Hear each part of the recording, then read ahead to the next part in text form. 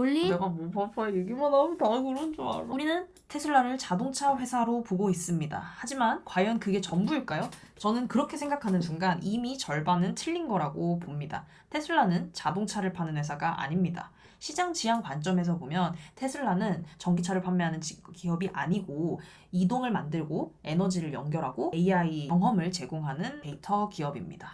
도지코인 풀매수하면 되나요? 도지코인 홍보 아니 그런 게 아니고요. 마케팅 과제였다. 테슬라 광고를 받은 게 아니고요. 자, 수업에서 배운 BCG 매트릭스에 따라서 테슬라의 SBU를 이렇게 분류를 해볼 수 있을 것 같습니다. 먼저 테슬라는 차량이라고 하는 캐시카우를 가지고 있습니다. 이동 경험을 제공하면서 동시에 데이터의 시작점이 되고 이미 높은 시장 점유율을 바탕으로 안정적인 수익을 창출하고 있죠. 두 번째로 에너지 사업, 스타 영역으로 분류할 수 있습니다. 성장성이 매우 높고 테슬라가 강하게 밀고 있는 영역입니다. 마지막으로 AI, 즉 FSD 기반의 퀘스천 마크도 있습니다. 성장성만큼이나 불확실성도 크지만 앞으로 테슬라 시스템 전체를 완성시키는 핵심이 될 것입니다. 결국 테슬라는 캐시카우, 스타, 퀘스천 마크 모두를 가진 매우 이상적인 포트폴리오의 기업입니다. 자리만 바꾸면 USB네. 진짜 여러분 이런 사람들 데리고 교양방송 못하겠어요. 그런데 우리가 눈여겨보아야 할 점이 하나 있습니다. 홈페이지 화면 한번 보시죠. 현재 테슬라의 웹사이트인데요. 구조가 매우 단순합니다. 자동차 회사답게 전형적인 쇼핑몰 구조로 되어 있습니다. 그렇다면 이게 잘못된 걸까요? 아니요, 그렇진 않습니다. 이 구조는 분명히 강점이 있습니다. UX 관점에서 매우 효율적이고 구매까지의 흐름이 직관적이고 그렇기 때문에 전환율이 높습니다. 이렇게 보여집니다. 물리? 내가 뭐 봐봐 얘기만 하면 다 그런 줄 알아. 네, 하지만 이 구조는 명확한 한계를 가지고 있습니다. 이미 구매를 결정한 고객만을 전제로 설계가 되어 있다는 점입니다. 지금 홈페이지는 테슬라의 가치를 보여주기보다는 차를 판매하는 데에 집중이 된 구조라고도 볼 수 있습니다. 몰빵했나요? 아니고요. 어느 정도 맞긴 해. 그렇다면 테슬라는 누구를 설득해야 할까요? 저는 타겟 고객을 다음과 같이 세 가지로 나눠 보았습니다. 첫 번째는 전기차를 구매하려는 고객이 있을 수 있겠고요. 두 번째는 신기술에 관심이 많은 얼리 어답터. 마지막으로 전기차에 관심은 있지만 충전이나 배터리 등의 문제로 망설이고 있는 불안형 고객입니다. 저는 이 마지막 불안형 고객을 타겟으로 잡고 가장 포지셔닝을 해야 된다고 생각을 하는데요. 너희들이 사줘야 내 테슬라 수익이 0.00001% 오른다라는 걸 설명하는 것이 아니고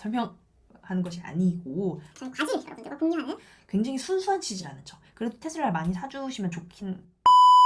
불안형 고객에 대해서 말씀을 드려볼게요. 이 고객들은 특징이 있습니다. 정보를 안 보는 게 아니고요. 오히려 더 많이 봅니다. 유튜브도 보고 후기도 보고 비교도 다 합니다. 근데 마지막에 항상 멈춘다는 겁니다. 왜냐? 결정할 확신이 없기 때문입니다. 하지만 아까 보셨던 바와 같이 지금 현재 웹사이트는 이미 구매를 결심한 고객만을 대상으로 하고 있기 때문에 우리가 설득해야 할 이 불안형 고객을 제대로 끌어오지 못하고 있다. 이렇게 말씀드리고 싶습니다. 저는 이 지점에서 이렇게 생각했습니다.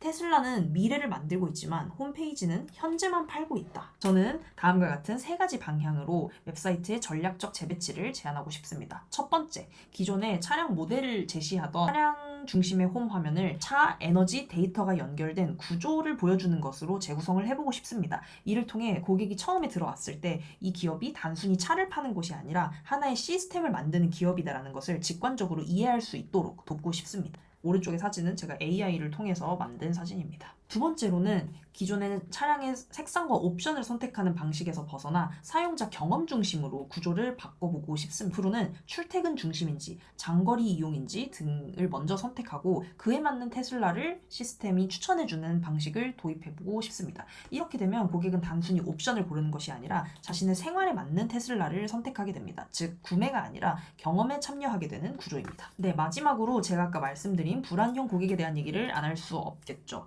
충전 문제, 유지비, 배터리 성능 이렇게 고객이 망설이는 요소들을 충전 인프라 확인이나 주행 성능 비교 이런 실질적인 정보 형태로 제공을 하고 여기에 더해서 전기차에 대한 오해와 진실을 Q&A 형식으로 테슬라가 직접 풀어내 줍니다. 예를 들어 충전이 오래 걸리는지 겨울에 배터리가 괜찮은지 같은 불안형 고객들이 가질 수 있는 의문들에 대해 실제 데이터와 사용 사례를 기반으로 설명을 해줍니다.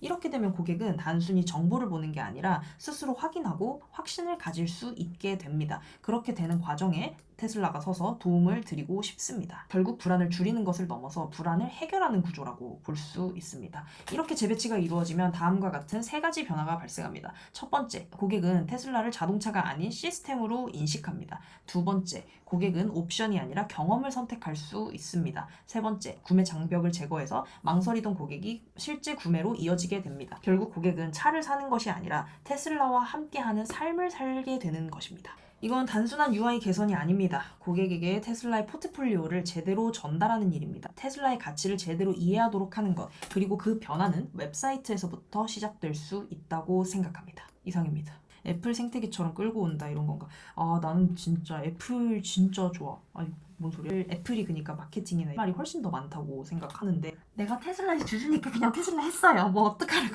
자, 빨리 여러분 테슬라 좋죠? 테슬라 빨리 사세요. 드디어 드러나는 본심. 이게 제가 최근에 했던 마케팅 과제거든요. 여러분?